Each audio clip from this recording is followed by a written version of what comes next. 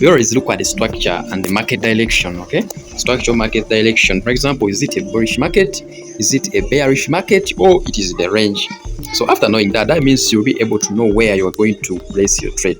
Okay, where are you going to consider when you are entering the market, right?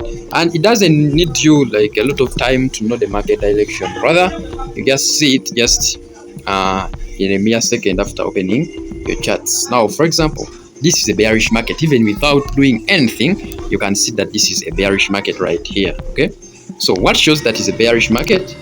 Because of the lows that has been printed. Okay, here the higher lows and the lower lows that are being printed here, right? So now always after knowing that is a bearish market, that means we shall be considering, or we shall be looking for sell setups in the bearish market, and in a bullish market you have to look for the buy setups. Now, for example, this is a break, right? This is a break of market structure here, right here. When you come to your chart, you have to indicate that, right? This is also a break of market structure right here, right? So this is also a break of market structure right there. Okay, so this is also a break of market structure right here.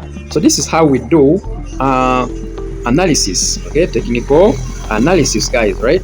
Just indicating the break of market structure. You can even go to the current market structure and the current market price on that pair you are on now there, and you indicate the break of market structure. So always after indicating the break of market structure, that means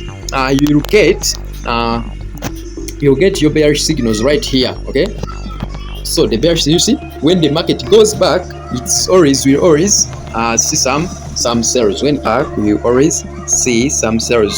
So this is a bullish market, right?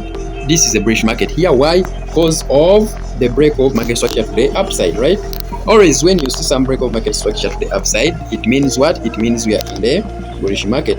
That means you come to your extreme. We should always take some buys in our discount levels, right? We should always take some buys in our discount levels, or you can call it a demand zone.